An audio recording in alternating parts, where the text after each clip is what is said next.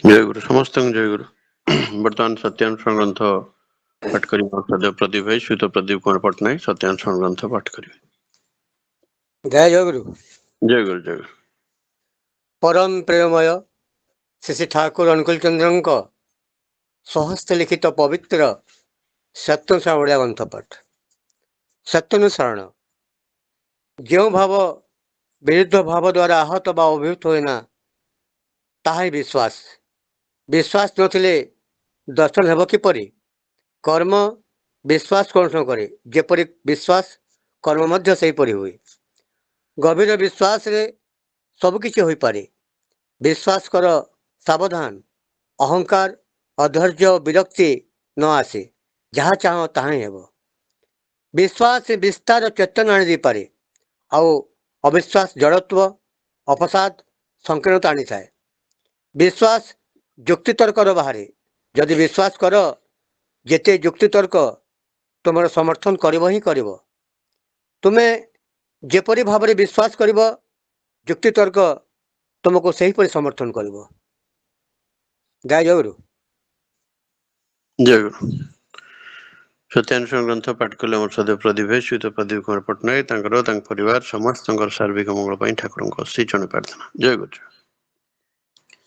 ବର୍ତ୍ତମାନ ନାରୀନୀତି ଗ୍ରନ୍ଥ ପାଠ କରିବେ ମୋର ଶ୍ରଦ୍ଧା ନମିତା ମା, ଶ୍ରୀମତୀ ନମିତା ମହାନ୍ତି ନାରୀନୀତି ଗ୍ରନ୍ଥ ପାଠ କରିବେ। ଦାଦା ଜୟଗୁରୁ। ଜୟଗୁରୁ ମା ଜୟ। ଉପସ୍ଥିତ ସମସ୍ତଙ୍କୁ ମୋ ଜୟଗୁରୁ। ପରମ ପ୍ରେମମୟ ଶ୍ରୀ ଠାକୁରଙ୍କର ପବିତ୍ର ନାରୀର ନୀତି ଗ୍ରନ୍ଥ ପାଠ। ସେବାର ସଂସ୍ରବ।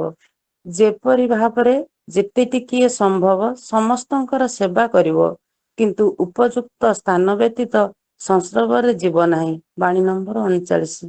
ଦାଦା ଜୟଗୁରୁ। ଜୟଗୁରୁ। ନାରୀନୀତି ଗ୍ରନ୍ଥ ପାଠ କଲେ ଆମର ଶ୍ରଦ୍ଧା ନମିତା ମା, ଶ୍ରୀମତୀ ନମିତା ମହାନ୍ତି ତାଙ୍କର ତାଙ୍କ ପରିବାର ସମସ୍ତଙ୍କର ସାର୍ବିକ ମଙ୍ଗଳ ପାଇଁ ଠାକୁରଙ୍କ ଶ୍ରୀଚରଣ ପ୍ରାର୍ଥନା। ଜୟଗୁରୁ।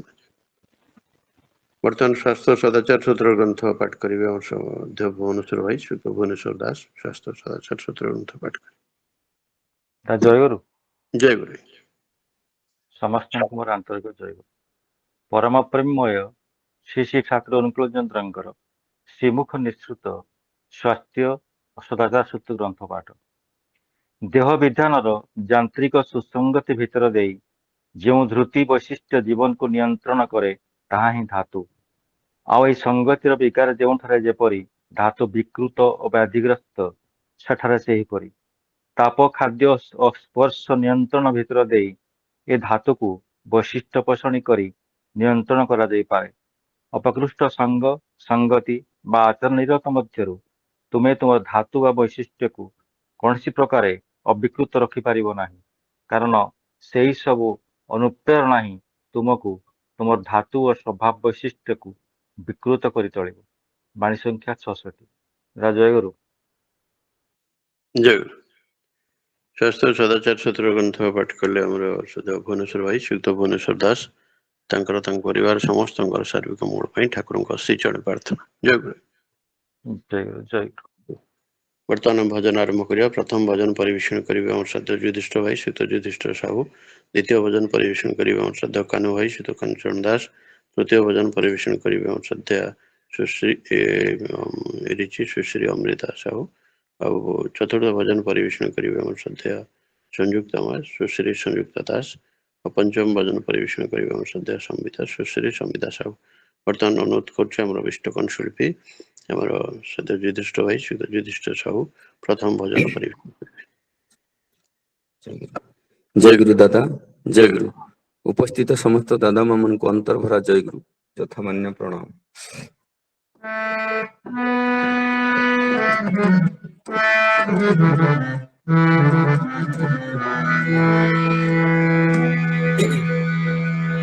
हे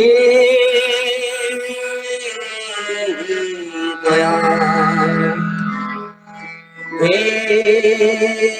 दयालु, हे प्रिय परम, हे दयाल, हे दयालु, हे प्रिय परम। तुम स्नेह तुम दया तुम स्नेह तुम दया अनंत सीमा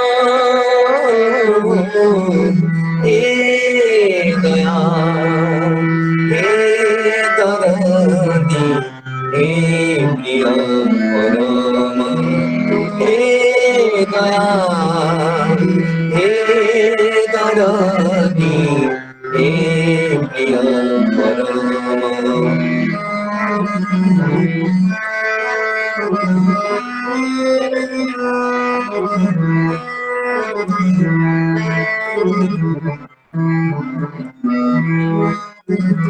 संसार सागरे जेबे जाउथिली बुडी तुमे कानाउरी रखिथिल भिडी संसार सागरे जेबे प्रभु जाउथिली बुडी तुमे कानाउरी रखिथिल भिडी तुम संग तुम स्पर्श तुम संग तुम स्पर्श जीवन नियत हे दया हे दरदी हे प्रिय परम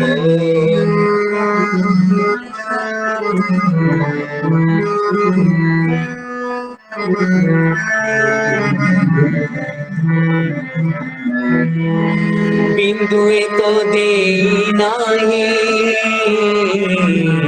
सिंधु जाड़ी देल जीवनर शून्य पात्र प्रभु पूर्ण करी देल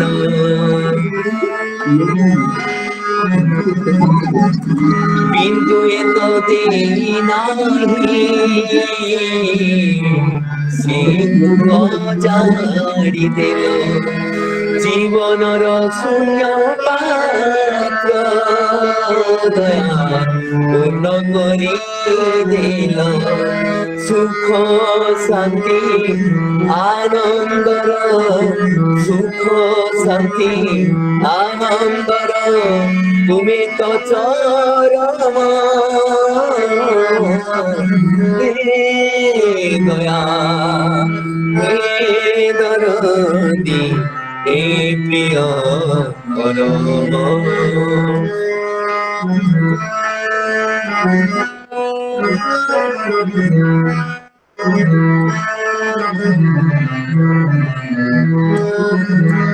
तब दिव्य दर्शने आखि जाए लागे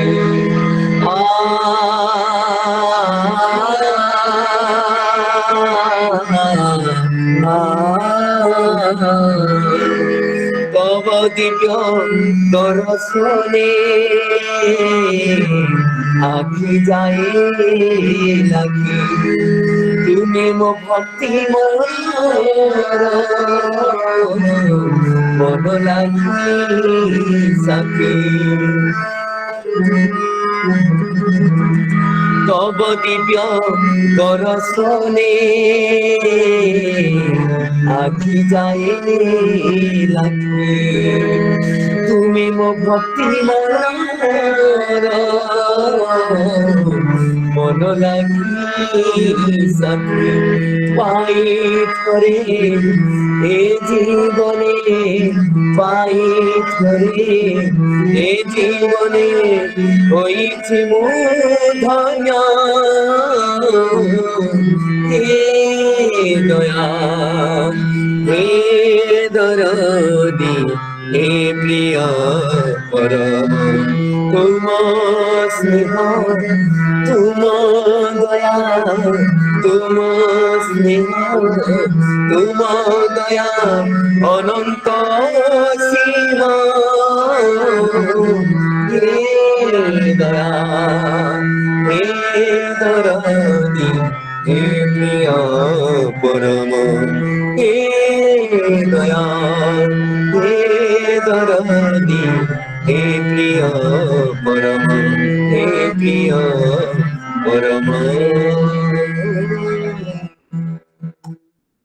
জয় গুরু। ଜୟ ଗୁରୁ। খুব সুন্দর ভাବରେ ଆମର ବିଷ୍ଟ କଣ୍ଠଶିଳ୍ପୀ ଆମର ଶ୍ରଦ୍ଧା ଯୁଧିଷ୍ଠ ଭାଇ ଶ୍ରୀତ ଯୁଧିଷ୍ଠ ସାହୁ ଖୁବ ସୁନ୍ଦର ଭାବରେ ସ୍ୱର୍ଗତ ପୂଜ୍ୟ ଭୀମସେନ ସ୍ୱାଇଁ ଠାକୁରଙ୍କ ଶପଥରେ ତାଙ୍କର ବିରଚିତ ଏହି ଭଜନ ପରିବେଷଣ କଲେ। ତାଙ୍କର ତାଙ୍କ ପରିବାର ସମସ୍ତଙ୍କର ସାର୍ବିକ ମଙ୍ଗଳ ପାଇଁ ଠାକୁରଙ୍କ ଅଶେଷ ଜଣେ ପ୍ରାର୍ଥନା। ଜୟ ଗୁରୁ। ଜୟ ଗୁରୁ। ବର୍ତ୍ତମାନ ପରବର୍ତ୍ତୀ ଭଜନ ପରିବେଷଣ କରିବେ ଆମର ଅନ୍ୟତମ ବିଷ୍ଟ କଣ୍ଠଶିଳ୍ପୀ ଆମ ସାଧୁ କାହ୍ନୁ ଭାଇ ଶ୍ରୀତ କାଞ୍ଚନ ଦାସ ପରବର୍ତ୍ତୀ ଭଜନ ପରିବେଷଣ କରିବେ। दादा जय गुरु। ଜୟ ଗୁରୁ ଜୟ ଗୁରୁ।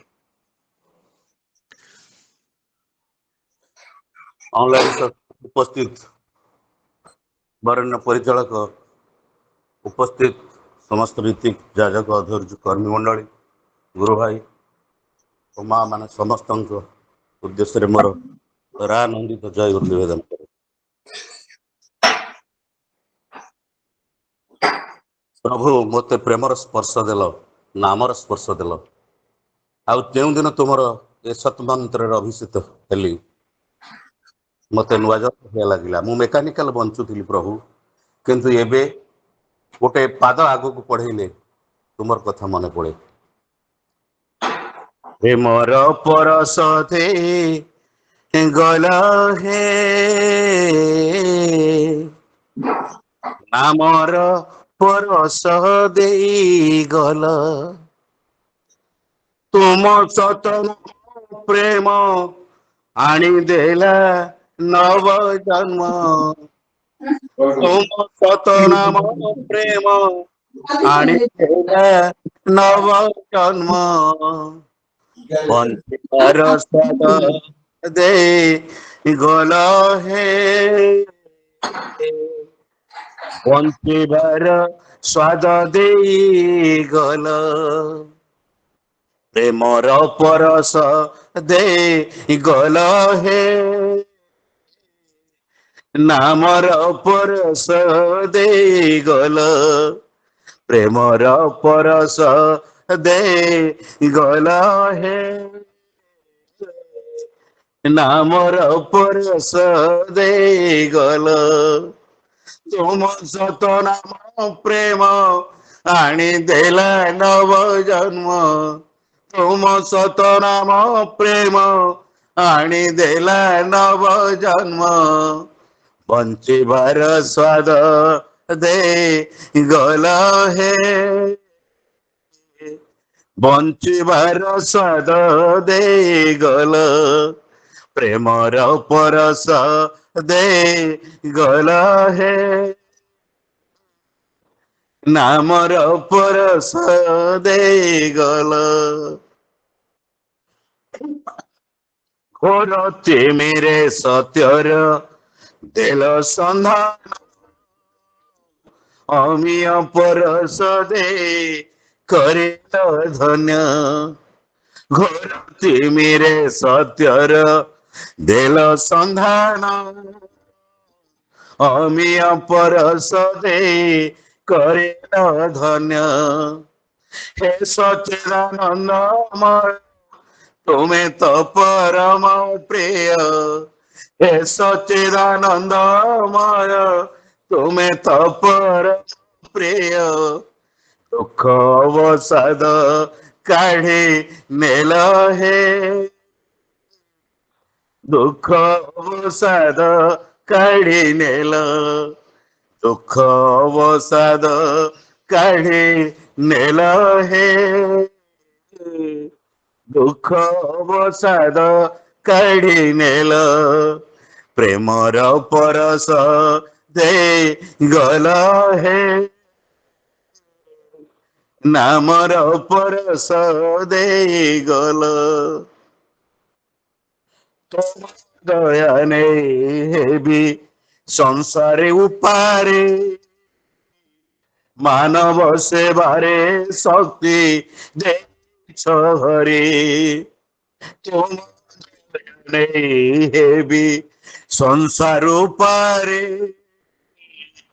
ମାନବ ସେବାରେ ଶକ୍ତି ଦେଇଛ ହରି যজন করে সৎমন্ত্র জীবনে ভরে যজন করে সৎমন্ত্র জীবনে ভরে জরা মৃত্যু ভয় দূর কল হে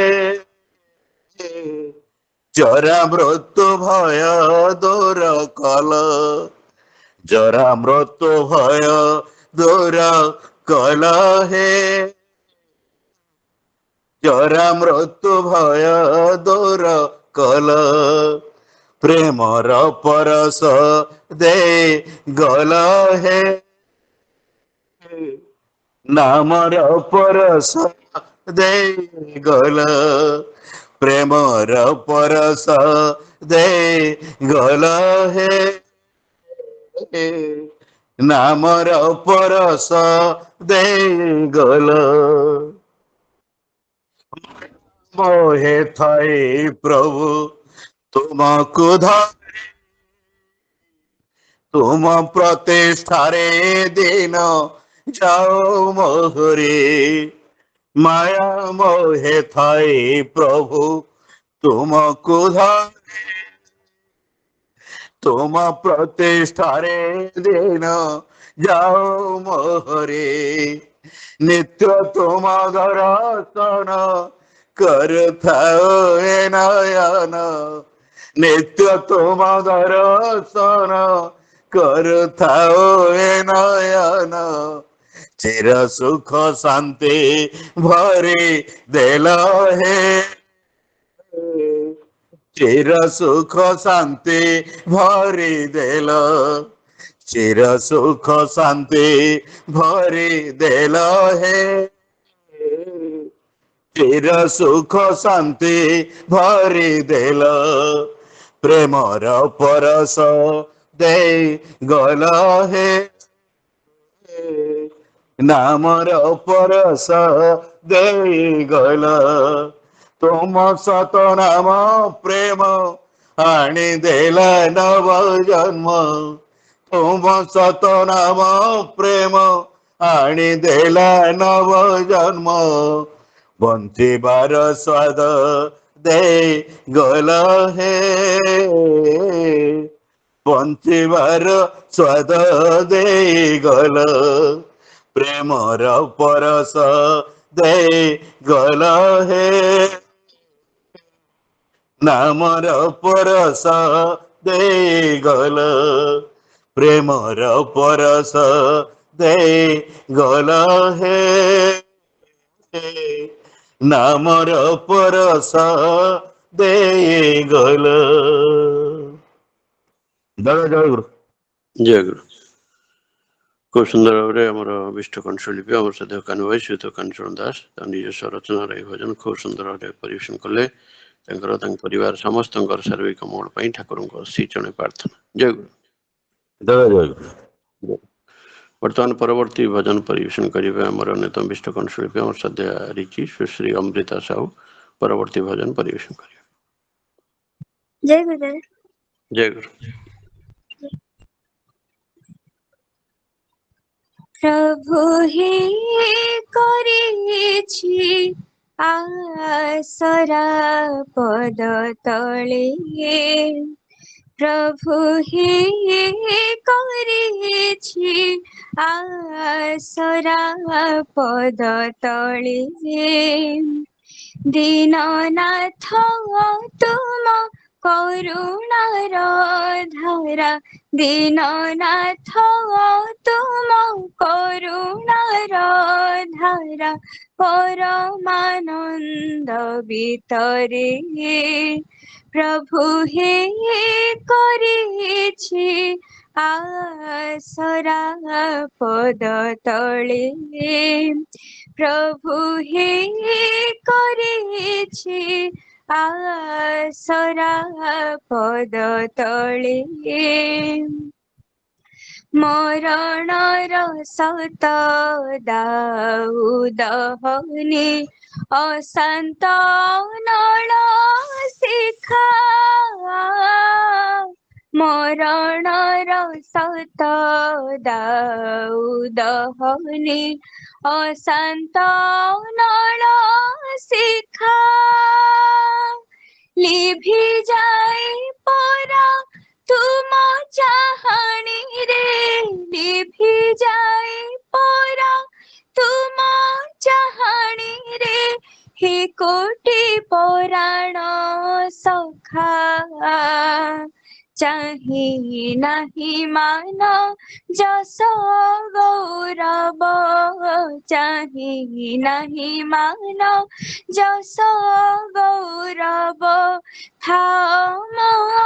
অন্তর তলি প্রভু হে করিছি আসরা পদ তলে প্রভু হে করিছি আসরা পদ তলে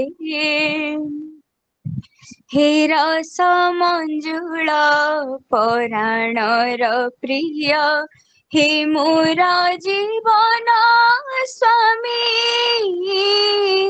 হে রস মঞ্জুଳ পরাণର প্রিয় হে মোর জীবন স্বামী জীবন দেবতা হৃদয় বল্লভ জীবন দেবতা হৃদয় বল্লভ কল্পতরু অন্তর্যামী অভয় ভরসা অভয় চরণে অভয় ভরসা অভয় চরণে পাই সারা জনমরে প্রভু হে করিছি আসরা পদ তলে প্রভু হে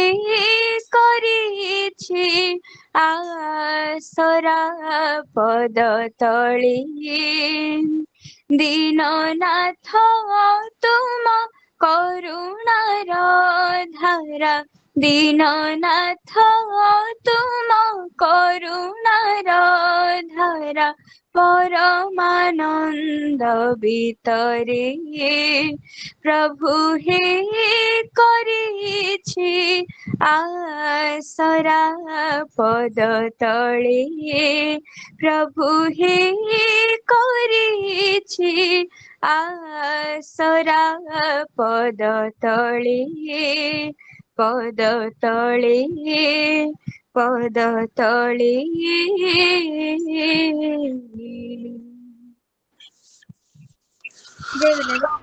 জয় গুরু। খুব সুন্দর সুমধুর সুললিত কণ্ঠରେ ଆମର ବିଷ୍ଟ କଣ୍ଠଶିଳ୍ପୀ ଆମ ଶ୍ରଦ୍ଧାହାରିଛି ସୁଶ୍ରୀ ଅମୃତା ସାହୁ ଖୁବ ସୁନ୍ଦର ଭାବରେ ଭଜନ ପରିବେଷଣ କଲେ। ତାଙ୍କର ତାଙ୍କ ପରିବାର ସମସ୍ତଙ୍କର ସାର୍ବିକ ମଙ୍ଗଳ ପାଇଁ ଠାକୁରଙ୍କ ଶ୍ରୀଚରଣ ପ୍ରାର୍ଥନା। ଜୟ ଗୁରୁ। ବର୍ତ୍ତମାନ ପରବର୍ତ୍ତୀ ଭଜନ ପରିବେଷଣ କରିବେ ଆମର ଅନ୍ୟତମ ବିଷ୍ଟ କଣ୍ଠଶିଳ୍ପୀ ଆମ ଶ୍ରଦ୍ଧେୟ ସଂଯୁକ୍ତା ସୁଶ୍ରୀ ସଂଯୁକ୍ତା ଦାସ ପରବର୍ତ୍ତୀ ଭଜନ ପରିବେଷଣ କରିବେ। ଜୟ ଗୁରୁ ଦାଦା। ଜୟ ଗୁରୁ ଜୟ ଗୁରୁ। सबसे सुंदर नाम ठाकुर जी,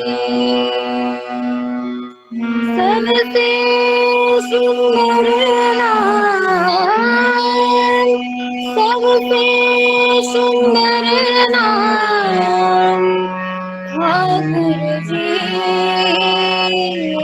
ठाकुर जी, सबसे सुंदर नाम ठाकुर जी, सबसे सुंदर नाम ठाकुर जी, महिमा मंडित ज्योति विभाषित, महिमा मंडित ज्योति विभाषित, मंगल अभिनाम, मंगल अभिनाम, मंगल ठाकुर जी सबसे सुंदर नाम ठाकुर जी सबसे सुंदर नाम ठाकुर जी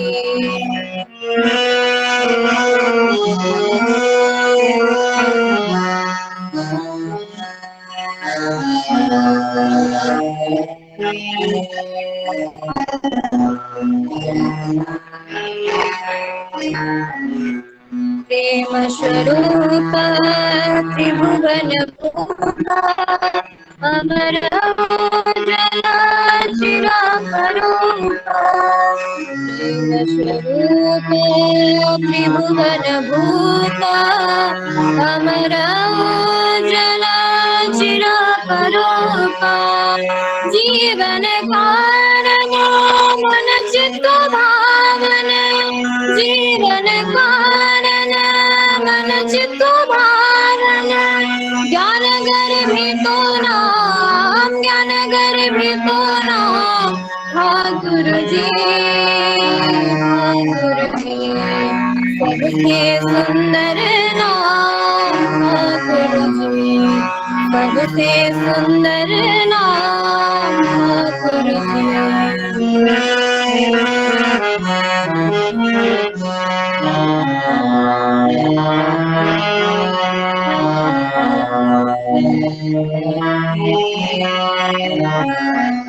तनुपुत मंडित आनन शोभित कमल नयन नित करुणांकित तनुपुत मंडित आनन शोभित कमल नयन नित करुणांकित मानस मोहन सर्व भय भंजन मानस मोहन सर्व भय भंजन चिर समुद्रितो नाम चिर समुद्रितो नाम ठाकुर जी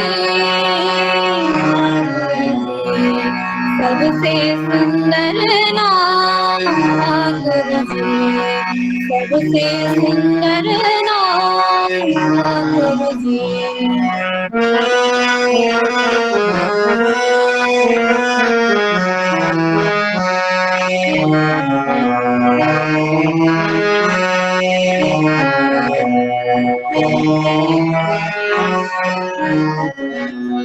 आनंद अनुपम आश्रय परमा असीम अनंत गुरु पुरुषोत्तम आनंद अनुपम आश्रय परमा असीम अनंत गुरु पुरुषोत्तम अलख निरंजन साधन कारण अलख निरंजन साधन कारण नित्य सुमिरन नाम नित्य सुमिरन नाम ठाकुर जी सबसे सुंदर नाम ठाकुर जी सबसे सुंदर नाम ठाकुर जी महिमा मंडित ज्योति विभाषित महिमा मंडित ज्योति विभाषित मंगल आदिनाम मंगल आदिनाम मंगल आदिनाम ठाकुर जी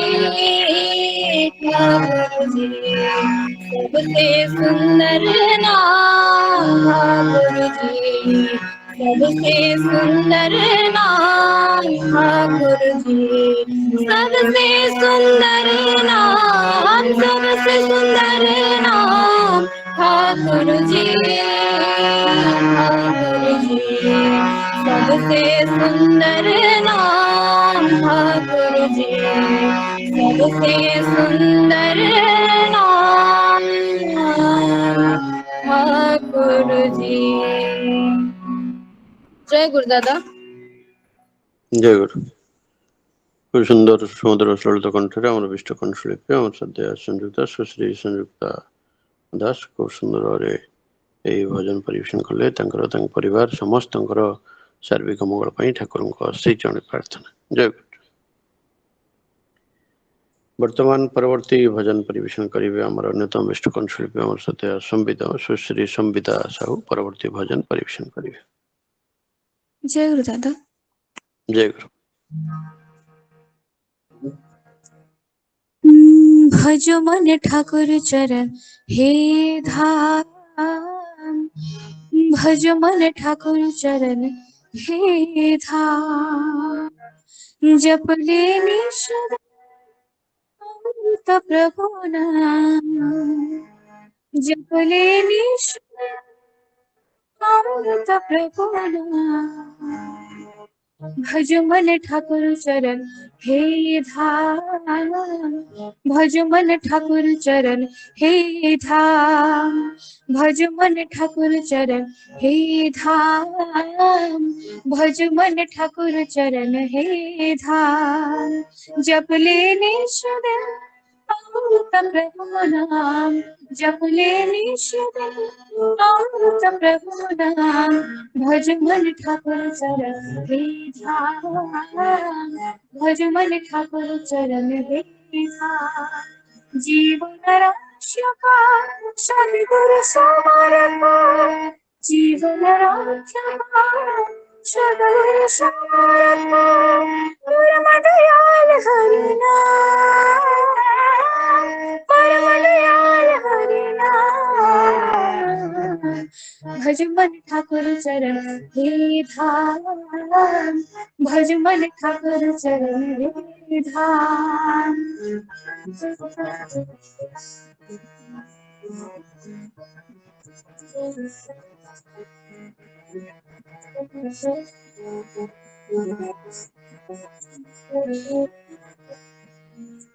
शोक ज्वाला शंका कारण, दूर करे सब दुख वेदना, शोक ज्वाला शंका कारण, दूर करे सब दुख वेदना, प्यासे मन में उष्ण तपन में, प्यासे मन में उष्ण तपन में, शीतल बारी ना, शीतल बारी ना, भज मन ठाकुर चरण हे धाम, भज मन ठाकुर चरण हे धाम, भज मन ठाकुर चरण हे धाम, भज मन ठाकुर चरण हे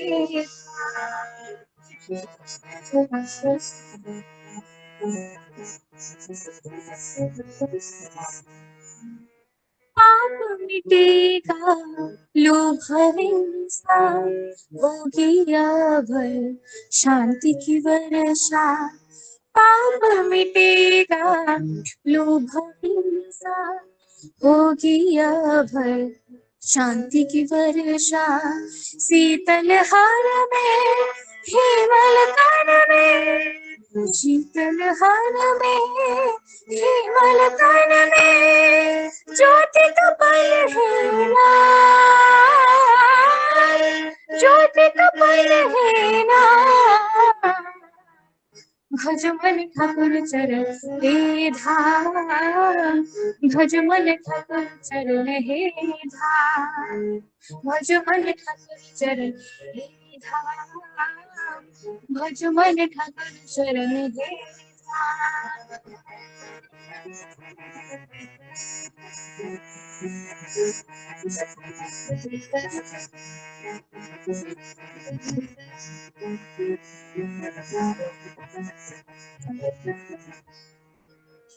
परम पुरुष प्रभु अंतर्यामी, अमर नाम के ध्याता नामी, परम पुरुष प्रभु अंतर्यामी, अमर नाम के ध्याता नामी, जन्म मरण में जीवन रण में, जन्म मरण में जीवन रण में, उधाता है ना,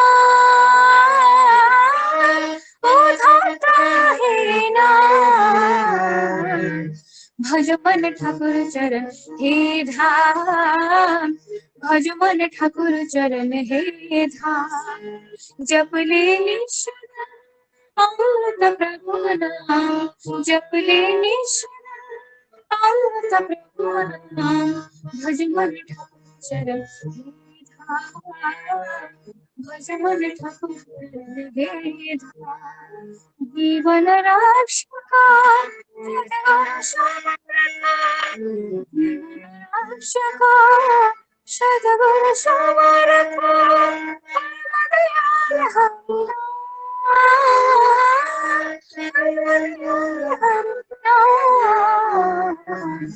भज मन ठाकुर चरण हे धाम, भज मन ठाकुर चरण हे धाम, भज मन ठाकुर चरण हे धाम।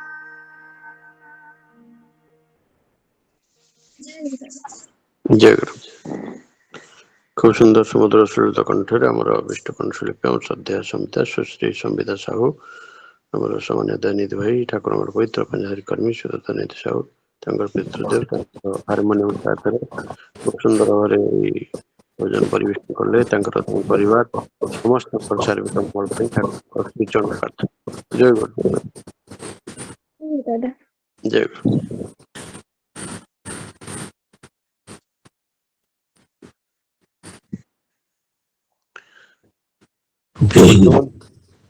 ଜୟଗୁରୁ, ଆପଣ କିଛି କହିବେ ସେଥିପାଇଁ ଆପଣ ମୁଁ ଜଣା ପଡୁଛି ତ ଠାକୁର ମଙ୍ଗଳ କରନ୍ତୁ। ଝିଅ ସମ୍ବିତାର ବହୁତ ସୁନ୍ଦର ଲାଗିଲା। ଆପଣ ଯୋଉଟା ଉପଲବ୍ଧି କରିଛନ୍ତି ମୁଁ ବି ସେଇଆ ଉପଲବ୍ଧି କରିଛି। ଏତେ ଆଶୀର୍ବାଦ ଦେଲେ ଠାକୁରଙ୍କ ପାଖରେ ମୋର ବି ସେଇ ପ୍ରାର୍ଥନା, ତାଙ୍କର ମଙ୍ଗଳ। ଜୟ ଗୁରୁ ଦାଦା। ଜୟ ଗୁରୁ, ଜୟ ଗୁରୁ, ଜୟ ଗୁରୁ। ଆଜ୍ଞା ଜୟ ପୂଜ୍ୟ ପ୍ରଭାତ ତାଙ୍କର କମେଣ୍ଟ ଦେଇଛନ୍ତି, ତାଙ୍କର ମଧ୍ୟ ସୁସ୍ଥ ସୁଦୀର୍ଘ ନେଇ ଆମ ଜୀବନ ପାଇଁ ଆମେ ଠାକୁରଙ୍କ ଶ୍ରୀଚରଣ ପ୍ରାର୍ଥନା ଜଣାଇବା। ଜୟ ଗୁରୁ ଦାଦା, ଜୟ ଗୁରୁ। ଜୟ ଗୁରୁ ଆଜ୍ଞା, ଜୟ ଗୁରୁ ଆଜ୍ଞା, ଜୟ ଗୁରୁ। ଜୟ ଗୁରୁ। ବର୍ତ୍ତମାନ କୀର୍ତ୍ତନ ପରିବେଷଣ କରିବେ ଆମର ତ୍ରୈଲୋକ ଭାଇ ସୁତ ତ୍ରୈଲୋକନାଥ ନାୟକ ଏବଂ ତାଙ୍କର ସହଯୋଗୀମାନେ କୀର୍ତ୍ତନ ପରିବେଷଣ କରିବେ। ଜୟ ଗୁରୁ, ଜୟ ଗୁରୁ, ଜୟ ଗୁରୁ ଆଜ୍ଞା, ଜୟ ଗୁରୁ। ଅନଲାଇନ ଯୋଗ ସମସ୍ତ ଦାଦାମାନଙ୍କୁ ଜୟ ଗୁରୁ, ଜୟ ଗୁରୁ। ଆଜି ଗ୍ରାମ ନଗରେ ପୁରପଲ୍ଲୀରେ ଘରେ ଘରେ କହିଦିଆରେ ପତିତ ପାବନ ଶ୍ରୀ ପୁରୁଷୋତ୍ତମ, ପତିତ ପାବନ ଶ୍ରୀ ପୁରୁଷୋତ୍ତମ ଆସିଛନ୍ତି ପ୍ରଭୁ, ଆସିଛନ୍ତି ପ୍ରଭୁ ଏଇ ଧରାରେ କହିଦିଆରେ। ଆଜି ଗ୍ରାମ ନଗରେ ପୁରପଲ୍ଲୀରେ ଘରେ ଘରେ କହିଦିଆରେ। ଆଜି ଗ୍ରାମ ନଗରେ ପୁରପଲ୍ଲୀରେ ଘରେ ଘରେ କହିଦିଆରେ। ଆଜି ଗ୍ରାମ ନଗରେ ପୁରପଲ୍ଲୀରେ ଘରେ ଘରେ କହିଦିଆରେ। ପତିତ ପାବନ ପୁରୁଷୋତ୍ତମ, ପତିତ ପାବନ ପୁରୁଷୋତ୍ତମ, ପତିତ ପାବନ ପୁରୁଷୋତ୍ତମ, ପତିତ ପାବନ ପୁରୁଷୋତ୍ତମ ଆସିଛନ୍ତି ପ୍ରଭୁ, ଆସିଛନ୍ତି ପ୍ରଭୁ, ଆସିଛନ୍ତି ପ୍ରଭୁ ଏଇ ଧରାରେ କହିଦିଆରେ।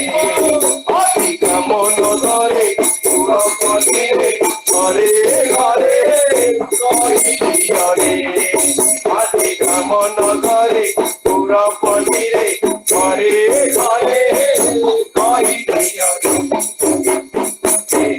ଦୟାରେ ରାଜା ରାମ ସଫରରେ ଜୀବନ ଶ୍ୟାମ, ଦୟାରେ ରାଜା ରାମ ସଫରରେ ଜୀବନ, ଦୟାରେ ରାଜା ରାମ ସଫରରେ ଜୀବନ ଶ୍ୟାମ।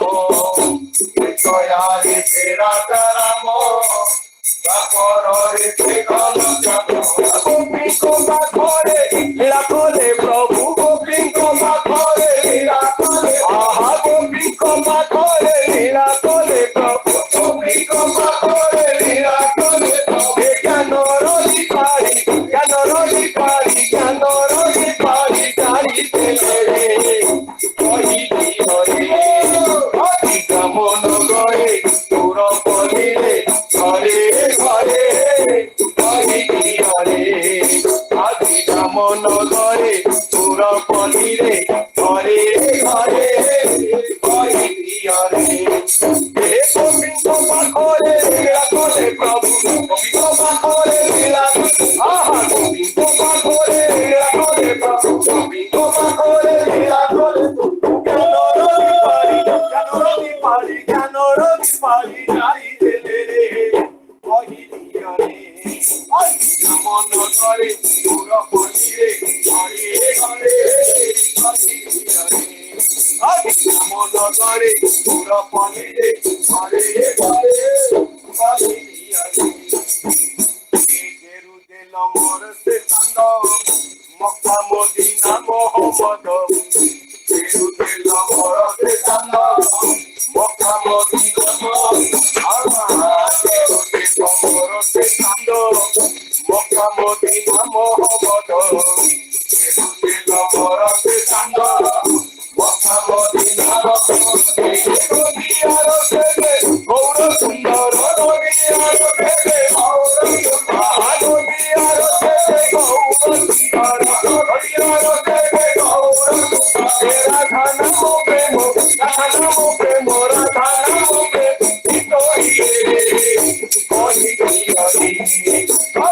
মন গরে পুর পলিরে ঘরে ঘরে কহি হরে মন গরে পুর পলিরে ঘরে ঘরে কহি হরে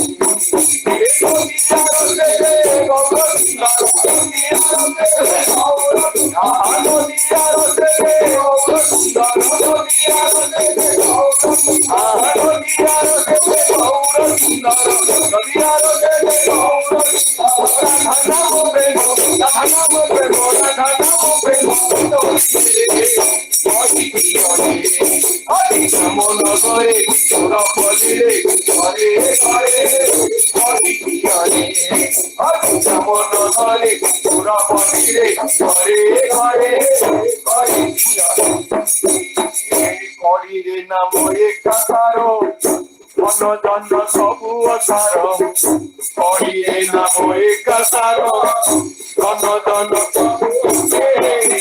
করিরে নাম একাকার মন জন্ম সবু অসার করিরে নাম একাকার মন জন্ম সবু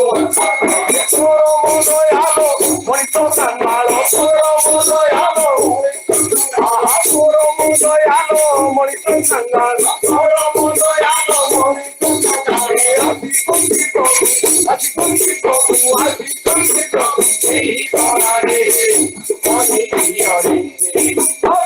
মন ধরে সুর পলিরে ঘরে ঘরে কহি হরে মন ধরে সুর পলিরে ঘরে ঘরে কহি হরে দয়ালো মনিত কাঙ্গাল দয়ালো মনিত কাঙ্গাল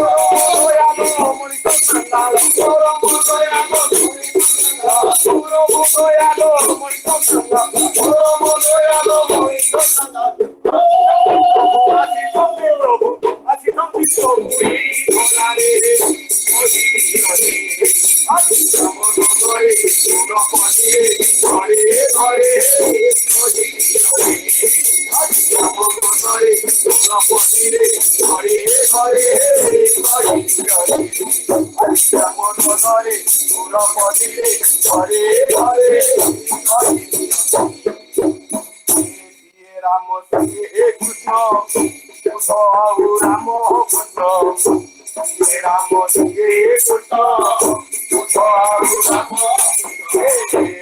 কৃষ্ণ রাম কৃষ্ণ রাম কৃষ্ণ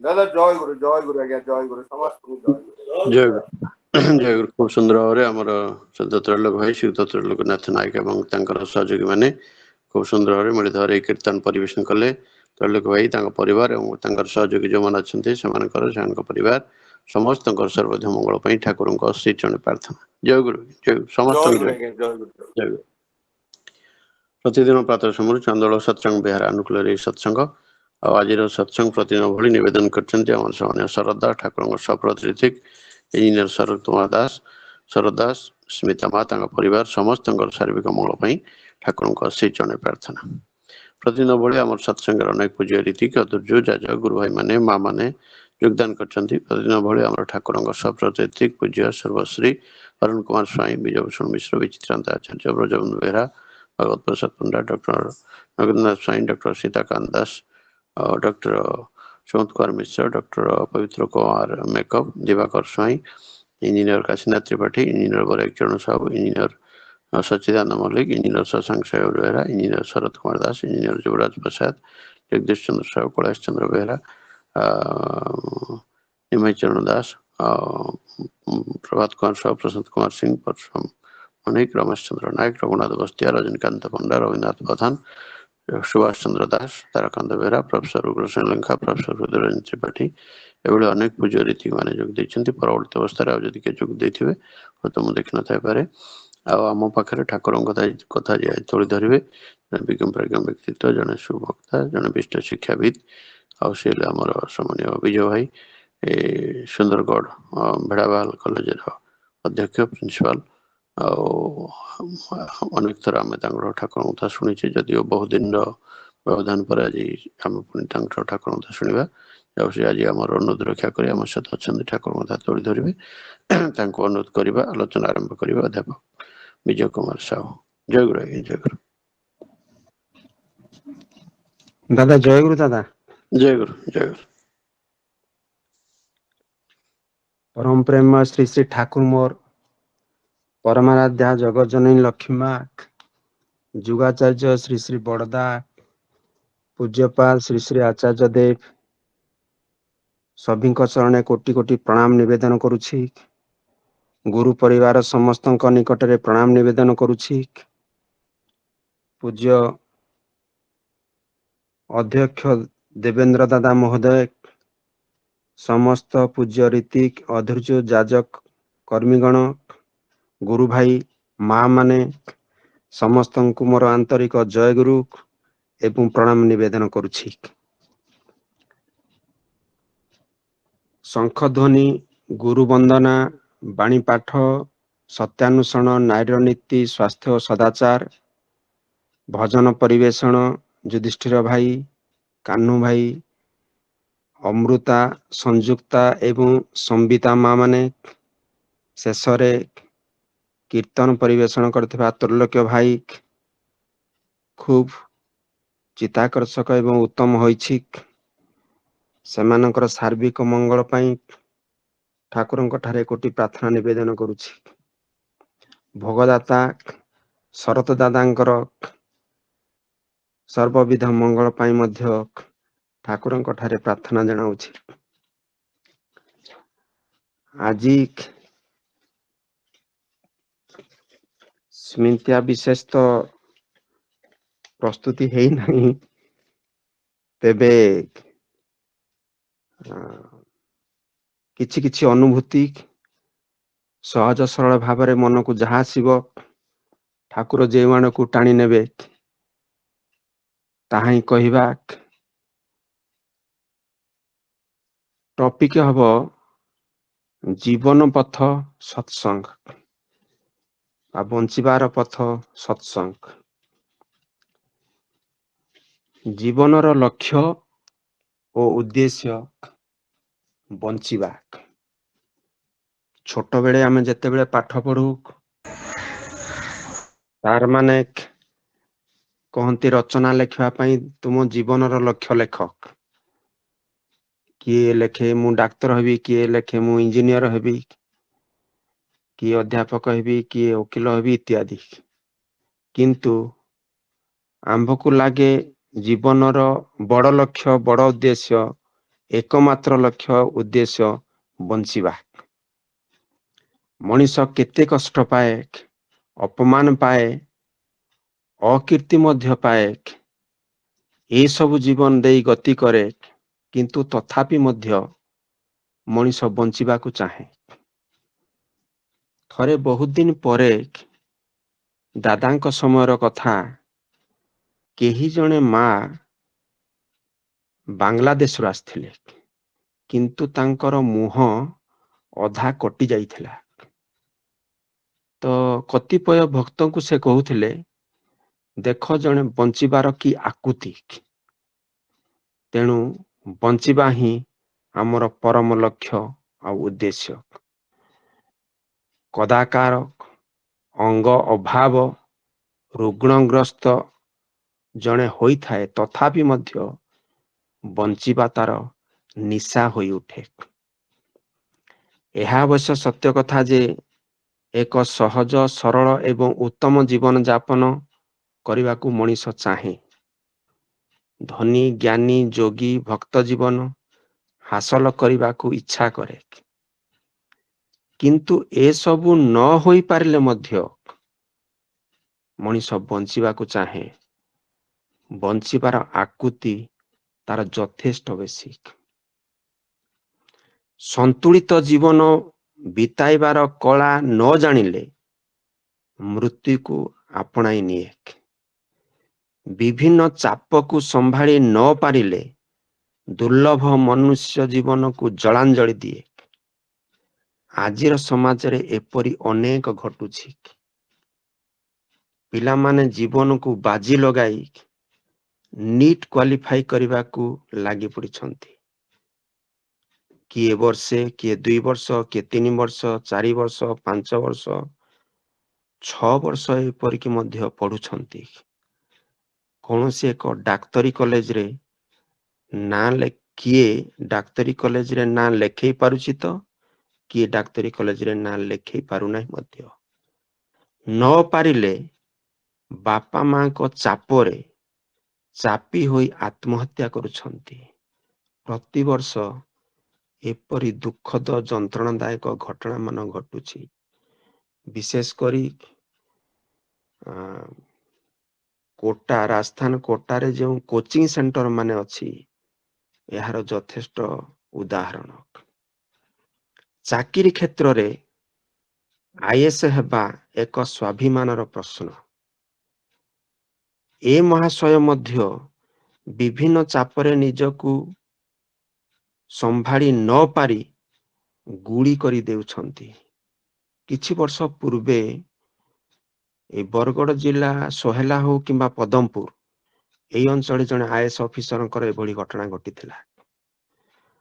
ଆଉ କିଛି ଅଫିସର ମଧ୍ୟ ଲୋଭ ପରବଶ ହୁଅନ୍ତୁ ବା ଆଉ କିଛି ହୁଅନ୍ତୁ, ସେମାନେ ମଧ୍ୟ ଅବସର ଗ୍ରହଣ କଲା ପରେ ଜେଲ ଭୋଗୁଛନ୍ତି। ପିତାମାତା ଗୁରୁଜନ ମାନଙ୍କ ପରାମର୍ଶ ନ ନେଇ ପୁଅ ଝିଅ ଉଭୟେ ଭଲ ପାଇ ବସୁଛନ୍ତି, ବିବାହ କରୁଛନ୍ତି, କିନ୍ତୁ କିଛି ବର୍ଷ ପରେ ଝିଅ କିମ୍ବା ପୁଅ କିମ୍ବା ଉଭୟେ ଆତ୍ମହତ୍ୟା କରି ସବୁଦିନ ପାଇଁ ବିଦାୟ ନେଉଛନ୍ତି। Fani, tsunami, corona, heatwave, Kedarnath, Badrinath, Vaishno Devi ଦର୍ଶନକୁ ଗଲାବେଳେ ବନ୍ୟାରେ ନିକଟ ସମ୍ପର୍କୀୟ ଲୋକଙ୍କୁ ହରାଇ ବଞ୍ଚିବାକୁ ଆଉ ଇଚ୍ଛା କରୁନାହାନ୍ତି। ଏକ ହୃଦୟ ବିଦାରକ ଘଟଣା କେଦାରନାଥରେ କିଛି ଲୋକ ଯାଇଥିଲା ବେଳେ ତାଙ୍କ ସାମ୍ନାରେ, ଯୋଉ ବନ୍ୟା ହେଲା ତାଙ୍କ ସାମ୍ନାରେ ତାଙ୍କର ଛୋଟ ଛୁଆଟି ଭାସିଗଲା। ସେ ଭାସିବା ସମୟରେ ମା ମା ଡାକୁଥାଏ, ବାପା ବାପା ଡାକୁଥାଏ, କିନ୍ତୁ କିଂ କର୍ତ୍ତବ୍ୟ ବିମୂଢ଼ ବାପା ମା ହାତଟା ସିନା ଲମ୍ବେଇ ଦେଇଥାନ୍ତି, କିନ୍ତୁ ଅନ୍ୟ କିଛି କରିପାରୁନଥାନ୍ତି। ଫନି ସମୟରେ ତାମିଲନାଡୁର ସେଠି ଯାଇଥିଲେ ସେମାନେ ସମୁଦ୍ର କୂଳକୁ। ତାଙ୍କ ପରିବାର ପ୍ରାୟ ସମସ୍ତେ ସେଥିରେ ତାଙ୍କର ଜୀବନ ଜଳାଞ୍ଜଳି ହେଇଗଲା, କିନ୍ତୁ ଜଣେ ଦି ଜଣ ସେମାନେ ବଞ୍ଚି ରହିଲେ, ଛୋଟ ପିଲା ବୋଧେ। କିନ୍ତୁ ତାପରେ ବଞ୍ଚିବାର ଯୋଉ ଯନ୍ତ୍ରଣା, ଯୋଉ କଷ୍ଟ, ତଥାପି ମଧ୍ୟ ମଣିଷ ବଞ୍ଚିବାକୁ ଚାହୁଁଛି। ରୁଷ, Ukraine, America, Iran, Israel, Lebanon ତଥା ଅନ୍ୟାନ୍ୟ ଆରବୀୟ ଦେଶମାନଙ୍କ ସହ ଯୁଦ୍ଧରେ ଶହ ଶହ ଲୋକଙ୍କର ମୃତ୍ୟୁ ଘଟୁଛି। ଯେଉଁମାନେ ସମ୍ପର୍କୀୟ ଲୋକ ବଞ୍ଚି ରହୁଛନ୍ତି, ସେମାନଙ୍କ ଅବସ୍ଥା ବଡ଼ ଦୁର୍ବିସହ ହୋଇ ଉଠୁଛି।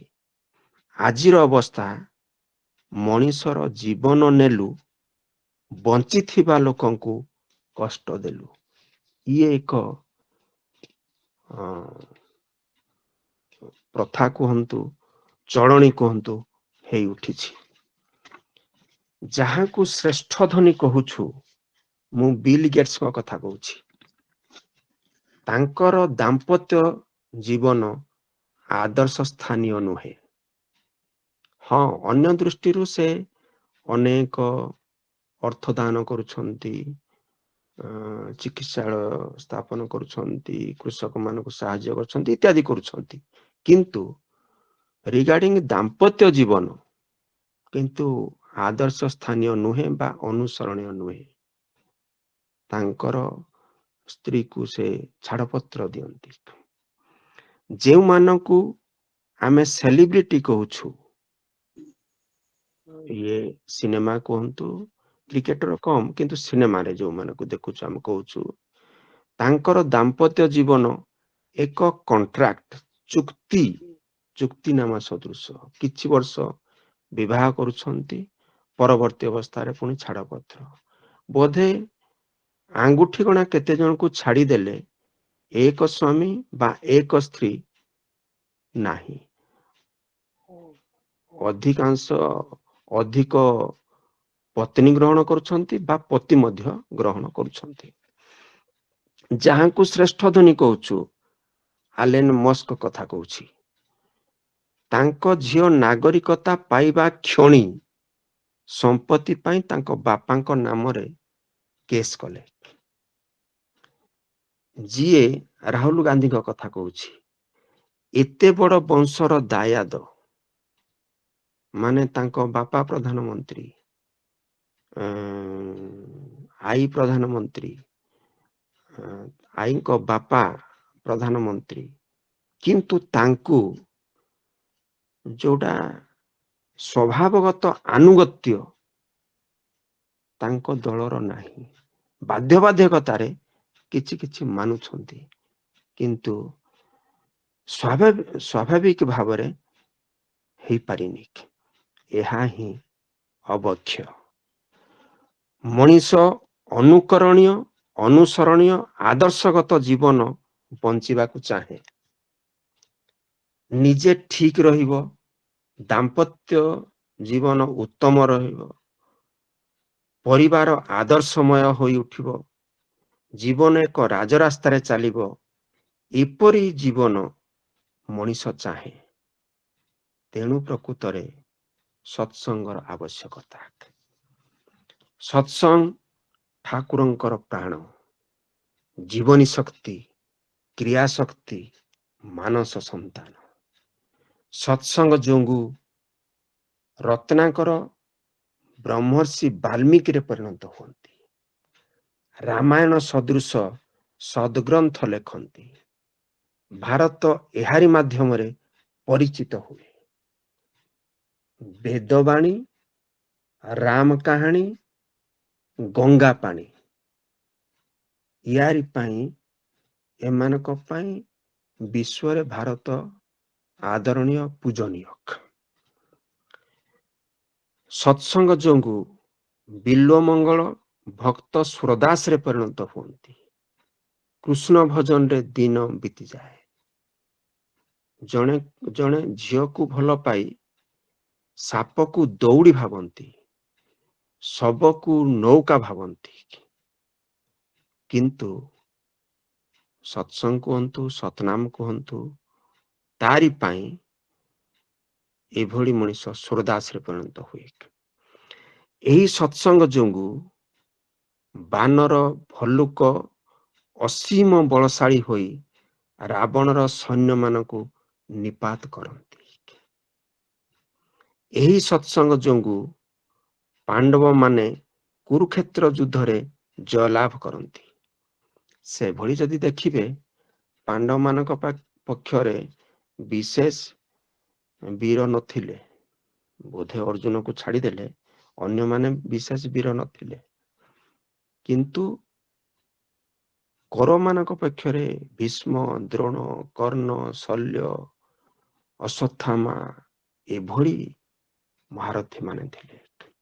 କିନ୍ତୁ ଯେହେତୁ ପାଣ୍ଡବମାନେ ସତ୍ସଙ୍ଗ କୁହନ୍ତୁ, ପୁରୁଷୋତ୍ତମ କୁହନ୍ତୁ, ସେ ପଥରେ ଥିଲେ, ତାଙ୍କର ଗାଇଡାନ୍ସରେ ଚାଲୁଥିଲେ, ସେଇଥିପାଇଁ ତାଙ୍କର ଜୟଲାଭ ହେଲା।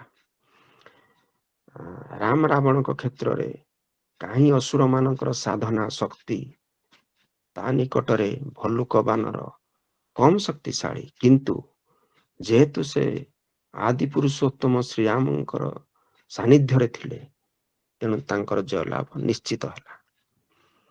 ପ୍ରହ୍ଲାଦ, ଧ୍ରୁବ ଅନେକ ଅନେକ ବିପଦରୁ ଉଦ୍ଧାର ପାଇ ଈଶ୍ୱରଙ୍କ ସହ ସେମାନଙ୍କର ସାକ୍ଷାତକାର ହୁଏ। ଇଏ ହେଉଛି ସତ୍ସଙ୍ଗ। ସତ୍ସଙ୍ଗ ଯୋଗୁଁ ନିସ୍ୱ ଅନନ୍ତନାଥ, ସାଧକ ଶ୍ରେଷ୍ଠ ଅନନ୍ତ ମହାରାଜ ହୋଇ ଉଠନ୍ତି। ଅନନ୍ତ ମହାରାଜ ପ୍ରଥମେ ଠାକୁରଙ୍କୁ ଜାଣିଲେ, ଅନୁକୂଳ ଚନ୍ଦ୍ରଙ୍କୁ ଜାଣିଲେ ଯେ ଇଏ ହେଉଛନ୍ତି ପୁରୁଷୋତ୍ତମ। ପ୍ରଥମେ ଜାଣିଲେ ସାଧନା କରି ଅନନ୍ତ ମହାରାଜ। ନିଜ ସ୍ତ୍ରୀକୁ ହରେଇଥିଲେ, ପୁଅକୁ ହରେଇଥିଲେ, ବଞ୍ଚିବା ପାଇଁ ଚାହୁଁନଥିଲେ, କିନ୍ତୁ ଠାକୁର ତାଙ୍କୁ ସବୁ ପ୍ରକାର ସହାୟତା ଦେଲେ, ଗାଇଡ କଲେ ଏବଂ ଅନନ୍ତ ମହାରାଜ ପ୍ରଥମ ବ୍ୟକ୍ତି ଯିଏକି ଜାଣିଲେ ଯେ ଅନୁକୂଳ ଚନ୍ଦ୍ର ହେଉଛନ୍ତି ପୁରୁଷୋତ୍ତମ ଏବଂ ତାଙ୍କର ମା ମନମୋହିନୀକୁ କହିଥିଲେ। କିଶୋରୀ ମୋହନ ଶୁଣାଯାଏ ବିଭିନ୍ନ ପ୍ରକାର କୁକର୍ମରେ ଲିପ୍ତ ଥିଲେ, କିନ୍ତୁ ପରବର୍ତ୍ତୀ ଅବସ୍ଥାରେ କୀର୍ତ୍ତନ ଋଷିରେ ରୂପାନ୍ତରିତ ହେଲେ। ଚାକୁ ଧରି ମଣିଷ କାଟିବା ମଣିଷ, ଚଟୁ ଧରି ଆନନ୍ଦ ବଜାରରେ ଖାଦ୍ୟ ପରିବେଷଣ କରନ୍ତି। କି ମାହାତ୍ମ୍ୟ ସତ୍ସଙ୍ଗର। ପଙ୍ଗୁ ଗିରି ଲଙ୍ଘିଯାଏ। ଏହିପରି ଶହ ଶହ ଉଦାହରଣ ରହିଛି। ଏପରି ପରିବେଶରେ ପତିତମାନଙ୍କୁ ଉଦ୍ଧାର ପାଇଁ ରୂପାନ୍ତରଣ ନିମିତ୍ତ ଶ୍ରୀ ଶ୍ରୀ ଠାକୁର ଆବିର୍ଭାବ 14 ସେପ୍ଟେମ୍ବର 1888 ମସିହାରେ ହିମାୟତପୁର ପାବନା ଜିଲ୍ଲା ବଙ୍ଗଳାଦେଶରେ ହୁଅନ୍ତି। ଅନ୍ୟ ସମୟରେ ପ୍ରାୟତଃ ନିଧନ କରିଛନ୍ତି, କିନ୍ତୁ ଏ ସମୟରେ ରୂପାନ୍ତରଣ କରୁଛନ୍ତି, ନିଧନ କରୁନାହାନ୍ତି। ଦିନକୁ ଦିନ ଅଲୌକିକ ଲୀଳା ଘଟାଇବା ସଙ୍ଗେ ସଙ୍ଗେ ସାଥୀମାନଙ୍କୁ ଧରି କୀର୍ତ୍ତନ ଦଳ ଗଠନ କରି କୀର୍ତ୍ତନ କରିବା ମୁଖ୍ୟ କାମ ଥିଲା। ଅନେକ ମୁନି ଋଷି ବିଶିଷ୍ଟ ଲୋକଙ୍କ ସାକ୍ଷାତ ସଙ୍ଗେ ସଙ୍ଗେ ଦୀକ୍ଷା କାମ ମଧ୍ୟ ଆରମ୍ଭ ହୁଏ। ପ୍ରଥମ ଅବସ୍ଥାରେ ଅନନ୍ତନାଥ, କିଶୋରୀ ମୋହନ, ନଫର ଘୋଷ ଆଦି ସାଥୀ ଥାନ୍ତି। ପରବର୍ତ୍ତୀ ଅବସ୍ଥାରେ ସତୀଶ ଗୋସ୍ୱାମୀ ଯୋଗ ଦିଅନ୍ତି। ପ୍ରଫୁଲ୍ଲ ଦାସ, ସୁଶୀଲ ବସୁ, କୃଷ୍ଣ ପ୍ରସାଦ ଭଟ୍ଟାଚାର୍ଯ୍ୟ, ଶରତ ହାଲଦାର, ନନୀ ଗୋପାଳ ଚକ୍ରବର୍ତ୍ତୀ, ଏହିପରି ଶହ ଶହ ହଜାର ହଜାର ଭକ୍ତ ସମାଗମ ହୁଏ। ଦେଶବନ୍ଧୁ ଚିତ୍ତରଞ୍ଜନ ଦାସଙ୍କ ପରାମର୍ଶ କ୍ରମେ ସତ୍ସଙ୍ଗ ସୋସାଇଟି ଗଠନ ହୁଏ। ଠାକୁରଙ୍କର ଭାବଧାରାରେ ଯଜନ, ଯାଜନ, ଇଷ୍ଟବୃତ୍ତି, ସ୍ୱସ୍ତୟନୀ, ସଦାଚାର, ଇଏ 5ଟା ମୂଳ ଜିନିଷ। ଆକୁ ଆମେ ସମସ୍ତେ ପ୍ରାୟତଃ ଗୁରୁ ଭାଇ ମାନେ ଅଛନ୍ତି, ମା ମାନେ ଅଛନ୍ତି, ଆମେ ପ୍ରାୟ ସମସ୍ତେ ଜାଣିଛନ୍ତି। ଯଜନ ନାମ ଧ୍ୟାନ କରିବା, ପ୍ରାର୍ଥନା କରିବା, ଗ୍ରନ୍ଥ ପଢିବା, ଏସବୁ କରିବା, ଇଏ ଯଜନ ପର୍ଯ୍ୟାୟଭୁକ୍ତ। ଯାଜନ ହେଉଛି ଯାହା ଏସବୁ କରି ଅନୁଭୂତି ହେଲା ତାକୁ ଅନ୍ୟ ନିକଟରେ ପରିବେଷଣ କରି ଠାକୁର ଅନୁଗାମୀ କରାଇବା। ଇଷ୍ଟବୃତ୍ତି ହେଉଛି ଦୈନନ୍ଦିନ ସଚୋଟ ଉପାୟରେ ଉପାର୍ଜନ କରି, ମୁଁ କହିଲି ସଚୋଟ ଉପାୟରେ ଉପାର୍ଜନ କରି, ସତ୍ ପଥରେ ଉପାର୍ଜନ କରି ସେଇଥିରୁ ଦୈନିକ ଆହାର୍ଯ୍ୟ ଯେତେ ସେତିକି ନିବେଦନ କରିବା ହେଉଛି ଇଷ୍ଟବୃତ୍ତି। ଇଷ୍ଟବୃତ୍ତି ଯେଉଁ ନିବେଦନ କରାଯାଏ, ଠାକୁରଙ୍କୁ ଅସତ୍ ଉପାୟରେ ଅର୍ଥ ବା ଧନ ଉପାର୍ଜନ କରି ନିବେଦନ କରାଯାଏ। ତେଣୁ ଇଏ ହେଉଛି ଇଷ୍ଟବୃତ୍ତି।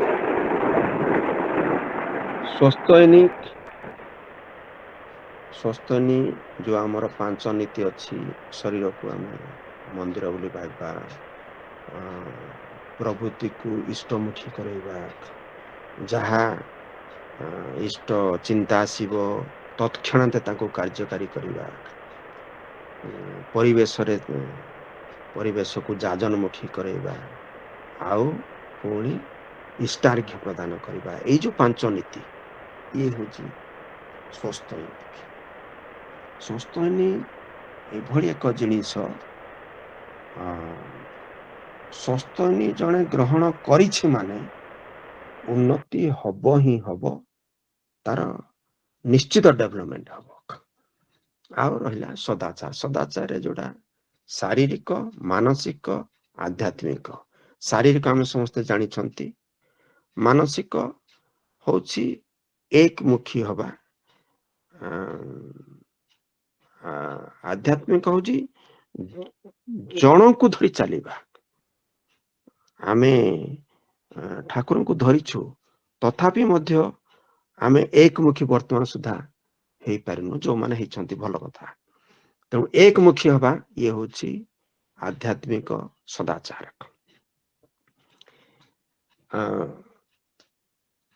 ଏହା ବ୍ୟତୀତ ଠାକୁର ଦୀକ୍ଷା, ଶିକ୍ଷା ଏବଂ ବିବାହ ଉପରେ ଅନେକ ଜିନିଷ ଉପରେ ଗୁରୁତ୍ୱ ଦେଇଛନ୍ତି, କିନ୍ତୁ ଏଇ ଯୋଉ ଦୀକ୍ଷା, ଶିକ୍ଷା ଆଉ ବିବାହ ଉପରେ ଗୁରୁତ୍ୱ ଆରୋପ କରିଛନ୍ତି। ଦୀକ୍ଷା କେବଳ ମଣିଷ ମାନଙ୍କୁ ନୁହେଁ, ଜୀବଜନ୍ତୁ ମାନଙ୍କୁ ମଧ୍ୟ ବାଦ ନ ଦେବା ପାଇଁ ମଧ୍ୟ କହିଛନ୍ତି। ତାଙ୍କର ନାଁଟା ମନେ ପଡୁନାହିଁ, ରାମକୃଷ୍ଣ ଦେବଙ୍କର ସେ ଜଣେ ଭଲ ଶିଷ୍ୟ ଥିଲେ। ସେ କିନ୍ତୁ ରାମକୃଷ୍ଣ ଦିନେ ତାଙ୍କୁ ହୃଦୟ କହିଲେ ହୃଦୟ ଯେ ହୃଦୟ ତାଙ୍କ ଭଣଜା ହୃଦୟ। ହଁ ହୃଦୟ କହିଲେ ଯେ କିଛି ପଇସା ଦବା ପାଇଁ, କିନ୍ତୁ ପ୍ରକୃତରେ ପଇସା ଥିଲା, ସେ ଦେଲେ ନାହିଁ। ତେଣୁ ପରବର୍ତ୍ତୀ ଅବସ୍ଥାରେ ସେ ବୋଧେ କୁକୁର ଜନ୍ମ ଏମିତି ପାଇଲେ। ଦିନେ ଠାକୁରଙ୍କ ସାଙ୍ଗେ ଏମିତି ଯାଉଥାନ୍ତି, ବୋଧେ ଅନନ୍ତନାଥ ଦାଦା ଙ୍କର ଗୋଡ ବାଜିଗଲା। ବୋଲେ ସେ ଆଉ କିଛି କହିଲେନି, କିନ୍ତୁ ଠାକୁର କହିଲେ ଜୟଗୁରୁ କହ। କହିଲେ ହେଠୁ ସେ ଜୟଗୁରୁ କହିଲେ। ଆଉ କହିଲେ ମୁଁ ବ୍ରାହ୍ମଣ ପିଲା, ଠାକୁର ମତେ ତାଙ୍କୁ ଜୟଗୁରୁ କହିବା ପାଇଁ କହିଲେ। ତାଙ୍କୁ ଜାଣିଛୁ କିଏ? ସିଏ ହଉଛନ୍ତି ରାମକୃଷ୍ଣଙ୍କର ପ୍ରିୟ ଶିଷ୍ୟ ହୃଦୟ। ତେଣୁ ତାଙ୍କୁ ତୁ ଦୀକ୍ଷା ଦେ। ପୁଣି ତାଙ୍କୁ ସେ ଦୀକ୍ଷା ଦେଇଛନ୍ତି, ଆଉ ସେ ମୁକ୍ତି ଲାଭ ପାଇଛନ୍ତି। ମାନେ ଠାକୁର କେତେ ଆମକୁ ସୁବିଧା ଦେଇଛନ୍ତି, ଆଉ କୋଉ ସ୍ତରର ଇଏ। ତେଣୁ ମଣିଷ, କୀଟ ପତଙ୍ଗ, ପଶୁ ପକ୍ଷୀ ଏଥିରୁ ଯେପରି କେହି ବାଦ ନ ପଡନ୍ତି। ଆଦର୍ଶ ଶିକ୍ଷା ପାଇଁ ଉଦାହରଣ ସ୍ୱରୂପ ତପୋବନ ବିଦ୍ୟାଳୟ, ସାଣ୍ଡିଲ୍ୟ ବିଶ୍ୱବିଦ୍ୟାଳୟ ପ୍ରତିଷ୍ଠା କରିଛନ୍ତି। ସବର୍ଣ୍ଣ ଅନୁଲୋମ ବିବାହ ପ୍ରଚଳନ ଏବଂ ପ୍ରସାର ପାଇଁ ଜୋର ଦେଇଛନ୍ତି। ପ୍ରତିଲୋମ ବିବାହକୁ ସମୂଳେ ଧ୍ୱଂସ କରିବାକୁ ଚାହିଁଛନ୍ତି। ପ୍ରତିଲୋମ ବିବାହ ପାପ, ଅଧର୍ମ, ବିନାଶକାରୀ, କିନ୍ତୁ ଅନୁଲୋମ ବିବାହ ଯଥୋଚିତ, ପୁଣ୍ୟ, ପବିତ୍ର ଏବଂ ଧାର୍ମିକ। ସାଧାରଣତଃ ପ୍ରତିଲୋମ ହଉଛି ପୁଅ ଠାରୁ ଝିଅ ଗୁଣ ମାନଙ୍କରେ ବଡ ଥିବ, ଜାତି ବର୍ଣ୍ଣ ଇତ୍ୟାଦିରେ ବଡ ଥିବ। ଇଏ ହଉଛି ପ୍ରତିଲୋମ। ୟାକୁ ହବାଟା ଉଚିତ ନୁହେଁ। ସତ୍ସଙ୍ଗ ଆଗେଇ ଚାଲିଛି। ଠାକୁରଙ୍କ ଶରୀର ସୁସ୍ଥ ରହୁନାହିଁ। ଏହା ଭାରତ ସ୍ୱାଧୀନତାର ନିକଟବର୍ତ୍ତୀ ସମୟ। ବାଂଲାଦେଶରେ ଦଙ୍ଗା ଘଟୁଛି। ସାମାଜିକ ରାଜନୈତିକ ବାତାବରଣ ସୁସ୍ଥ ନୁହେଁ। ୟାକୁ ଆପଣ ମାନେ ଟିକେ ଅନ୍ୟ ଦିଗରୁ ବିଚାର କରିବେ। କାହିଁକି ସେତେବେଳେ 1947ରେ ଭାରତ ସ୍ୱାଧୀନତା ପାଇଲା। ଭାରତ, ବାଂଲାଦେଶ, ପାକିସ୍ତାନ ଏକ ହେଇଥିଲା। ତେଣୁ ସେ ସମୟରେ ଯୋଉ ହିନ୍ଦୁ ମୁସଲିମ ଯୋଉ ଦଙ୍ଗା ପ୍ରଚୁର ମାତ୍ରାରେ, ପ୍ରଚଣ୍ଡ ମାତ୍ରାରେ ହୁଏ। ଇଂରେଜ ମାନେ ତ ଅଧିକ ଦିନ ଶାସନ କରିବା ପାଇଁ ଏକତା ଭଙ୍ଗ କରିଦେଇଥିଲେ। ତେଣୁ ଏଇ ସବୁ ଦେଖିଲା ପରେ ଠାକୁର ସହି ପାରିନାହାନ୍ତି। ତେଣୁ ଡାକ୍ତର ମାନେ ମଧ୍ୟ ତାଙ୍କୁ ପରାମର୍ଶ ଦେଇଛନ୍ତି। ଅନ୍ୟ ଅନେକ କାରଣ ବି ହେଇପାରେ, କିନ୍ତୁ ଇଏ ମଧ୍ୟ ଏକ କାରଣ। ଡାକ୍ତରଙ୍କ ପରାମର୍ଶ କ୍ରମେ ହିମାୟତପୁର ଛାଡି ଶ୍ରୀ ଶ୍ରୀ ଠାକୁର ପରିବାର ଏବଂ କତିପୟ ଭକ୍ତଙ୍କୁ ଧରି ଦେଓଘର ଆସିଛନ୍ତି 1946 ମସିହାରେ। ସତ୍ୟାନୁସରଣ, ପୁଣ୍ୟପୋଥି, ନାରୀର ନୀତି, ସ୍ୱାସ୍ଥ୍ୟ ସଦାଚାର, ଆଲୋଚନା ପ୍ରସଙ୍ଗ, ଦି ମେସେଜେସ୍, ଦୀପରଖି, ଚଲାର ସାଥୀ, ଶାଶ୍ୱତୀ, ନାରୀର ପଥେ, ଦେବୀ ଶକ୍ତି ଇତ୍ୟାଦି ଆହୁରି ଏମିତି ଶହ ଶହ ପୁସ୍ତକ ସେ ସମୟରେ ରଚନା ହୋଇଛି। ଏମାନେ ସତ୍ସଙ୍ଗ ଜଗତର, ମଣିଷ ଜଗତର ଅମୂଲ୍ୟ ଗ୍ରନ୍ଥ, ସମସ୍ତଙ୍କ ପାଇଁ ଅମୂଲ୍ୟ ଗ୍ରନ୍ଥ। ଠାକୁରଙ୍କର ମାନବ ଲୀଳା 81 ବର୍ଷ ବୟସ 1969 ଜାନୁଆରୀ 27 ତାରିଖରେ ସମାପ୍ତ ହୁଏ। ଯୁଗ ପୁରୁଷୋତ୍ତମ ଶ୍ରୀ ଶ୍ରୀ ଠାକୁର କିନ୍ତୁ ଏଥର ଆଚାର୍ଯ୍ୟ ପରମ୍ପରା ସୃଷ୍ଟି କରି ଯାଇଛନ୍ତି। ଆଦି ପୁରୁଷୋତ୍ତମ ଶ୍ରୀ ଶ୍ରୀ ରାମଚନ୍ଦ୍ରଙ୍କ ଠାରୁ ପରମହଂସ ଠାକୁର ରାମକୃଷ୍ଣଙ୍କ ପର୍ଯ୍ୟନ୍ତ ଆଚାର୍ଯ୍ୟ ପରମ୍ପରା ପ୍ରଚଳନ ହୋଇ ନଥିଲା। ହୁଏତ ଆବଶ୍ୟକତା ନଥିବ, କିମ୍ବା ସେ ସମୟରେ ପୁରୁଷୋତ୍ତମ ଯାହା ତାଙ୍କର ଚିନ୍ତାଧାରା ଯାହା କିଛି ସେ ଇଏ କରିଥିବେ, ତେଣୁ ସେ ସମୟରେ ପ୍ରଚଳନ ନଥିଲା। ଶ୍ରୀ ଶ୍ରୀ ଠାକୁରଙ୍କ ପରେ ଶ୍ରୀ ଶ୍ରୀ ବଡ଼ଦା ସତ୍ସଙ୍ଗର ଦାୟିତ୍ୱ ବହନ କରନ୍ତି ଏବଂ ତାଙ୍କ ଦାୟିତ୍ୱରେ 108 ସତ୍ସଙ୍ଗ ମନ୍ଦିର ସ୍ଥାପନ କରନ୍ତି। ତାଙ୍କର ଦେହାନ୍ତ 1994 ମସିହା। ଆମର ଯାଉ ଆମ ଓଡ଼ିଶାବାସୀଙ୍କର ଭାଗ୍ୟ ପୁରୀ ଠାରେ ହେଇଥିଲା 1994 ମସିହାରେ ତାଙ୍କର ଦେହାନ୍ତ ହୁଏ। ତାପରେ ଶ୍ରୀ ଶ୍ରୀ ଦାଦା କରୋନା ସମୟରେ ସେ ଚାଲିଗଲେ। ତାଙ୍କ ସମୟରେ ପ୍ରଚୁର ପ୍ରବଳ ମାତ୍ରାରେ ଦୀକ୍ଷା ପ୍ରଦାନ ହୋଇଥିଲା। ଆଜିର ଆଚାର୍ଯ୍ୟ ଦେବ ବର୍ତ୍ତମାନ ଡିପି ୱାର୍କ ଉପରେ ଗୁରୁତ୍ୱ ଦଉଛନ୍ତି। ଯେଉଁ ଦୀକ୍ଷିତ ଭାଇମାନେ ଓ ମା ମାନେ ପରବର୍ତ୍ତୀ ଅବସ୍ଥାରେ କୌଣସି କାରଣବଶତଃ ସତ୍ସଙ୍ଗ ସହିତ ଯୋଗଯୁକ୍ତ ହୋଇ ରହିନାହାନ୍ତି, ସେମାନଙ୍କୁ ପୁଣି ଯୋଗଯୁକ୍ତ କରିବା ପାଇଁ, ସୁଖ ଶାନ୍ତିରେ ଚଳିବା ପାଇଁ ପ୍ରୟାସ କରିଛନ୍ତି। ଶ୍ରୀ ଶ୍ରୀ ଆଚାର୍ଯ୍ୟ ଦେବଙ୍କ ଜ୍ୟେଷ୍ଠାତ୍ମଜ ପୂଜ୍ୟ ଅବିନ ବାବୁ ଯୁବ ଗୋଷ୍ଠୀଙ୍କୁ ଦିଗଦର୍ଶନ ଦେଇ ଡିପି ୱାର୍କ ଜୋରସୋରରେ ଚଳାଇଛନ୍ତି। ଏବେ ପ୍ରାୟ ପିଲାମାନେ ଚାରିଆଡେ ସବୁଆଡେ ସୁନ୍ଦର ଭାବରେ ଡିପି ୱାର୍କ କରୁଛନ୍ତି, ସବୁଆଡେ କରୁଛନ୍ତି। ତାଙ୍କର କାମ ଦେଖିଲେ ପ୍ରକୃତରେ ବହୁତ ଖୁସି ଲାଗୁଛି, ଆଶ୍ଚର୍ଯ୍ୟ ବି ଲାଗୁଛି। ଯୋଉ ଅନ୍ୟ ପିଲାମାନେ ଯୋଉମାନେ ଅଦୀକ୍ଷିତ ହେଇଛନ୍ତି ସେମାନେ କେମିତି ତାଙ୍କର ଦିନଚର୍ଯ୍ୟା କରୁଛନ୍ତି, ଆଉ ଆମ ସତ୍ସଙ୍ଗୀ ପିଲାମାନେ ତାଙ୍କର ଦିନଚର୍ଯ୍ୟା ବହୁତ ମାର୍ଜିତ ସଂଶୋଧିତ ହଉଛି। ଭଲ ଲାଗୁଛି, ଖୁସି ଲାଗୁଛି।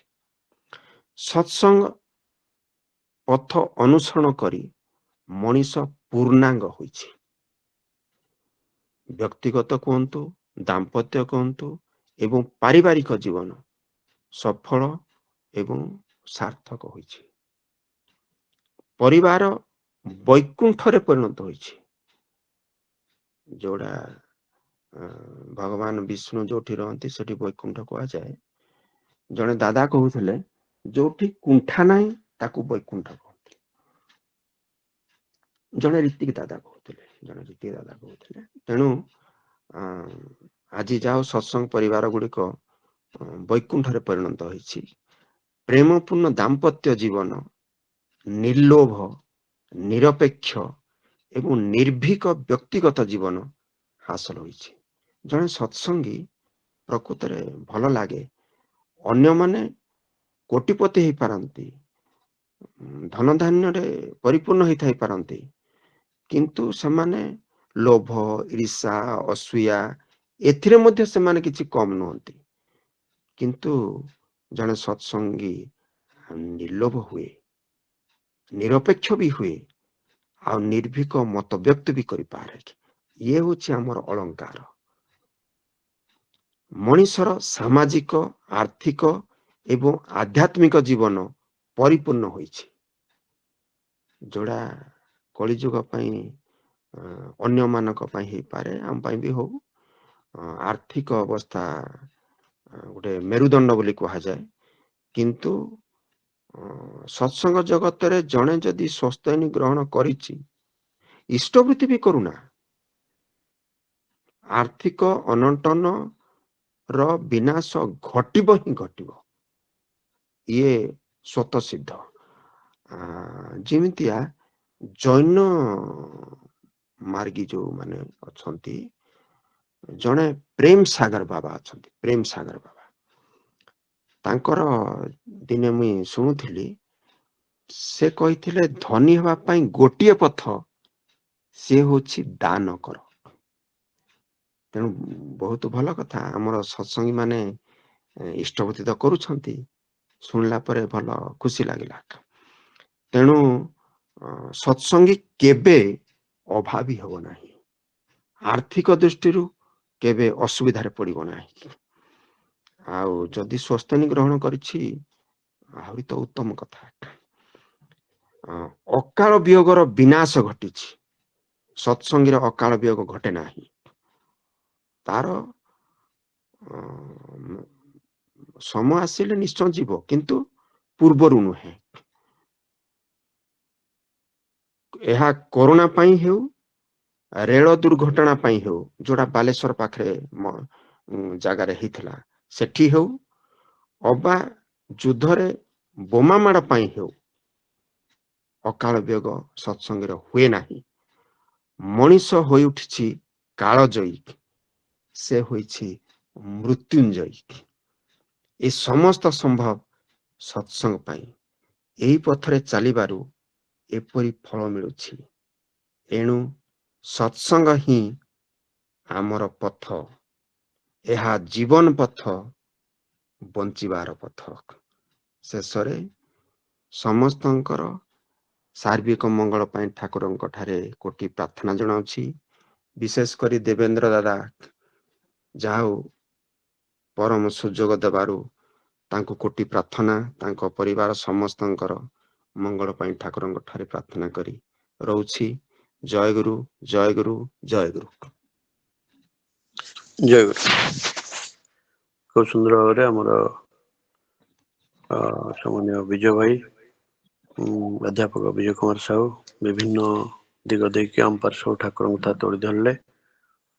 ଜୀବନର ଲକ୍ଷ୍ୟ, ପଥ ଏସବୁ କଥା ନେଇ ବଞ୍ଚିବା, ଜୀବନର ଏ ଯେଉଁ ଲକ୍ଷ୍ୟ, ଯେକୌଣସି ଅବସ୍ଥା ଭିତରେ ହଉ, ଯେତେ ପ୍ରକାର ପ୍ରତିକୂଳ ଅବସ୍ଥା ଭିତରେ ମଧ୍ୟ ମଣିଷ କିଭଳି ବଞ୍ଚିବ, ଆଉ ସେ ବଞ୍ଚିବା ଠାରୁ ପୁଣ୍ୟ ନାହିଁ କିଛି, ଠାକୁର ଯାହା କହିଥିଲେ। ଆଉ ସେ କଥାକୁ ନେଇକି ସେ ଅନେକ ଗୁଡ଼ିଏ ସାମ୍ପ୍ରତିକ ପରିସ୍ଥିତିରେ ବିଭିନ୍ନ ଦୁର୍ଘଟଣା ଭିତରେ ସେ ଫନି ହନି ବା ବଦ୍ରିନାଥର କେଦାରନାଥର ଦୁର୍ଘଟଣା ହଉ ବା କରୋନାର ଦୁର୍ଘଟଣା ହଉ, ଯାହା ଯାହା ସବୁ ନେଇକି ଅନେକ ଭିତରେ ମଣିଷ ଯେଉଁ ବଞ୍ଚିବାର ତାର ଯେଉଁ ଆକୁତି, ସେ କଥାକୁ ନେଇକି ଅନେକ ଗୁଡ଼ିଏ ତତ୍ତ୍ୱପୂର୍ଣ୍ଣ କଥା ସବୁ ଆମ ପାଖରେ ତୋଳି ଧରିଲେ। ଆଉ ତାର ଯେ ସତ୍ସଙ୍ଗ, ସତନାମ, ତାର ମାହାତ୍ମ୍ୟ ନେଇକି ଆ ଭିତରେ ମଣିଷ କିଭଳି ବଞ୍ଚିକି ଆଗକୁ ଆଗକୁ ଚାଲିଛି, ଏବଂ ଠାକୁର ମଧ୍ୟ ଯେଉଁ ଆସିଛନ୍ତି ଯେ କାହାକୁ ବଦ୍ଧ ନ କରି ରୂପାନ୍ତର କରିବା ପାଇଁ, ସେ କଥା ତାରି ଭିତରେ ତୋଳି ଧରିଲେ। ତାରି ଭିତରେ ଯଜନ ଯାଜନ ଇଷ୍ଟ ଉଠି ସ୍ୱସ୍ତି ସଦାଚାର କଥା ମଧ୍ୟ ତୋଳି ଧରିଲେ। ଆଉ ଏଭଳି ଅନେକ ଗୁଡ଼ିଏ ତତ୍ତ୍ୱପୂର୍ଣ୍ଣ କଥା ଆମ ପାଖରେ ସବୁ ତୋଳି ଧରିଛନ୍ତି। ମାନେ ଆମର ସମ୍ମାନୀୟ ବିଜୟ ଭାଇଙ୍କର ସୁସ୍ଥ ସୁଦୀର୍ଘ ନିରାମ ଜୀବନ ପାଇଁ, ତାଙ୍କ ପରିବାର ସମସ୍ତଙ୍କର ସର୍ବତ ମଙ୍ଗଳ ପାଇଁ ଠାକୁରଙ୍କ ସେଇ ଜଣେ ପ୍ରାର୍ଥନା ଜଣାଇବା। ଏମିତି ପ୍ରଭୁଙ୍କ କଥା କହିକି ଆମ ମନ ପ୍ରେରଣା ପୁଷ୍ଟ କରିଥାନ୍ତୁ। ଏଇ ଧାରା ହିଁ ତାର ଅଭ୍ୟାସ ଥାଉ। ଏହା ଠାକୁରଙ୍କ ସେଇ ଜଣେ ପ୍ରାର୍ଥନା। ଜୟ ଗୁରୁ ଆଜ୍ଞା, ଜୟ ଗୁରୁ। ଜୟ ଗୁରୁ ଦାଦା, ଜୟ ଗୁରୁ। ଆଉ ଆସନ୍ତା କାଲିର ସତ୍ସଙ୍ଗ ପ୍ରତିଦିନ ଭଳି ନିବେଦନ କରିଛନ୍ତି ଆମର ସମ୍ମାନୀୟ ଶ୍ରଦ୍ଧା ଠାକୁରଙ୍କ ସହପ୍ରତିନିଧି ନୀଳ ଶରତ କୁମାର ଦାସ। ତା ସହିତ ଆସନ୍ତାକାଲି ହେଉଛି ଆମର ସମ୍ମାନୀୟ ପୂଜ୍ୟ ନଗେନ୍ଦ୍ରଙ୍କର ଜନ୍ମଦିନ। ଡକ୍ଟର ନଗେନ୍ଦ୍ର ଦାସ ସ୍ୱାଇଁ ଠାକୁରଙ୍କ ସହପ୍ରତିନିଧି, ସେ ଉପଲକ୍ଷେ ତାଙ୍କର ସୁକନ୍ୟା ଆମର ବେଦ ପ୍ରଭା ଶ୍ରୀମତୀ ବେଦ ପ୍ରଭା ଏଠି ସତ୍ସଙ୍ଗ ନିବେଦନ କରିଛନ୍ତି। ଆସନ୍ତାକାଲି ସତ୍ସଙ୍ଗ ଆମେ ଯୋଗଦାନ କରିବା। ବର୍ତ୍ତମାନ ଆମର ସଦ୍ୟ ସୁଭାଷ ଭାଇ, ଶ୍ରୀଯୁକ୍ତ ସୁଭାଷ ଚନ୍ଦ୍ର ସେଠୀ ସମାପନୀ ସଙ୍ଗୀତ ପରିବେଷଣ କରି ଧ୍ୱନି ଦେଇ ସତ୍ସଙ୍ଗ ସମାପନ ହେବ। ଜୟ ଜୟ ଗୁରୁ। ଉପସ୍ଥିତ ସମସ୍ତଙ୍କୁ ଜୟ ଗୁରୁ ଯଥାମନ୍ତ୍ରଣ। ଏକି ଆନନ୍ଦ ପରମାନନ୍ଦ ପୁରୁଷୋତ୍ତମ ଲୀଳା ବିନବ। ଏକି ଆନନ୍ଦ ପରମାନନ୍ଦ ପୁରୁଷୋତ୍ତମ ଲୀଳା ବିନବ। ପତିତ ପାବନ ନର ନାରାୟଣ, ପତିତ ପାବନ ନର ନାରାୟଣ, ପ୍ରେମମୟ ରୂପେ ଦିବ୍ୟ ଆବିର୍ଭାବ, ପ୍ରେମମୟ ରୂପେ ଦିବ୍ୟ ଆବିର୍ଭାବ। ଏକି ଆନନ୍ଦ ପରମାନନ୍ଦ ପୁରୁଷୋତ୍ତମ ଲୀଳା ବିନବ। ଏକି ଆନନ୍ଦ ପରମାନନ୍ଦ ପୁରୁଷୋତ୍ତମ ଲୀଳା ବିନବ। ବେନି ନୟନରୁ ବହି ଯାଉଛି ରେ ମିଳନ ଆକୁଳ ଆନନ୍ଦ ଅଶ୍ରୁରେ। ବେନି ନୟନରୁ ବହି ଯାଉଛି ରେ ମିଳନ କୁଳ ଆନନ୍ଦ ଅଶ୍ରୁରେ। ଭକ୍ତ ଭଗବାନ ପୂର୍ବ ମିଳନ भक्त भगवान अपूर्व मिलन बृंदावने बंशी राधा रे बाजिब बृंदावने बंशी राधा रे बाजिब एकी आनंद परमानंद पुरुषोत्तम लीला विनव एकी आनंद परमानंद पुरुषोत्तम लीला विनव जरुचि अमृत नाम प्रेम बारी विश्व भुवन विमहानगारी जरुचि अमृत नाम प्रेम बारी विश्व भुवन विमहानगारी तनु मन प्राण नवसी हरण तनु मन प्राण नवसी हरण प्रेम तरंग सागर लंघिबा प्रेम तरंग सागर लंघिबा एकी आनंद परमानंद पुरुषोत्तम लीला विनव एकी आनंद परमानंद पुरुषोत्तम लीला विनव गारे दयाला दयारु दगोली गारे दयाला दयारु दगोली दुख जातना दूरे जाऊ चाली दुख जातना दूरे जाऊ चाली परम पितारे डाक प्राण भरे परम पितारे डाक प्राण भरे निर्भर कर निर्भय हेब निर्भर कर निर्भय हेब एकी आनंद परमानंद पुरुषोत्तम लीला विनव एकी आनंद परमानंद पुरुषोत्तम लीला विनव सीत पावन नर नारायण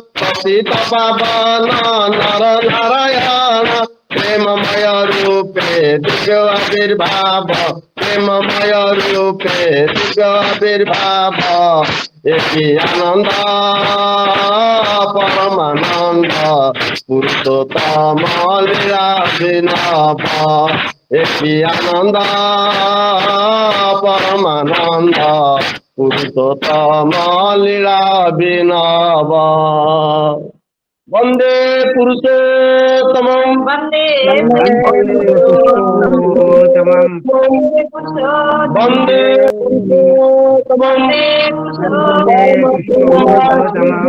अनुगतचंद्र जी की जय श्री श्री ठाकुर अनुगतचंद्र जी की जय श्री ठाकुर अनुगतचंद्र जी की जय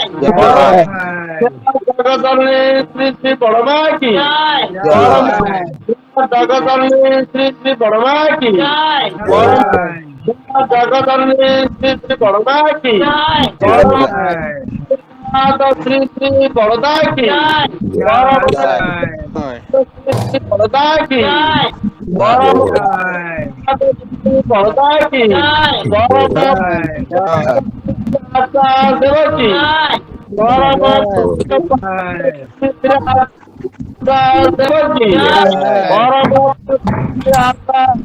देवकी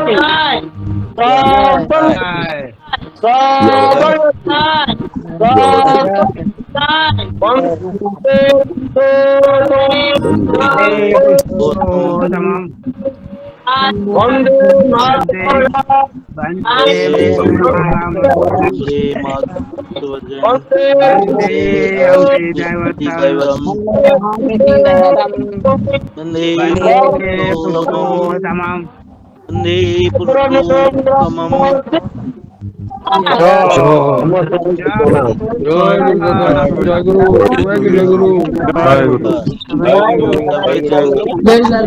ସମସ୍ତଙ୍କୁ ଜୟ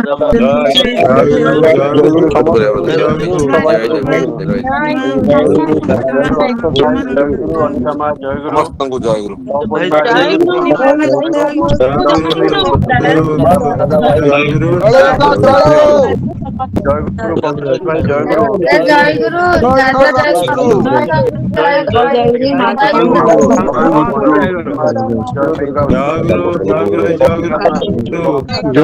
জয় গুরু সবাইকে জয়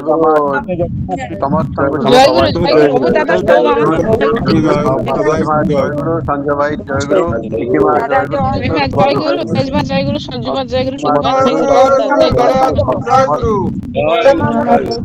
জয় গুরু বিজয় ভাই জয় গুরু ନିର୍ମଳ ପ୍ରଭା ମା ଜୟ ଗୁରୁ ସମସ୍ତଙ୍କୁ ଜୟ ଗୁରୁ ଜୟ ଗୁରୁ ମା ଜୟ ଗୁରୁ ଜୟଶ୍ରୀ ମା ସଂଯୁକ୍ତା ମା ସମସ୍ତଙ୍କୁ ଜୟ ଗୁରୁ ସୁମତି ମା ଜୟ ଗୁରୁ ଜୟ ଗୁରୁ ସୁମତି ମା ଜୟ ଗୁରୁ ଅଞ୍ଜଳି ମା ଦୁର୍ଗା ଭାଇ ସମସ୍ତଙ୍କୁ ଜୟ ଗୁରୁ ସାନ ଭାଇ ବୀଣା ମା ସମସ୍ତଙ୍କୁ ଜୟ ଗୁରୁ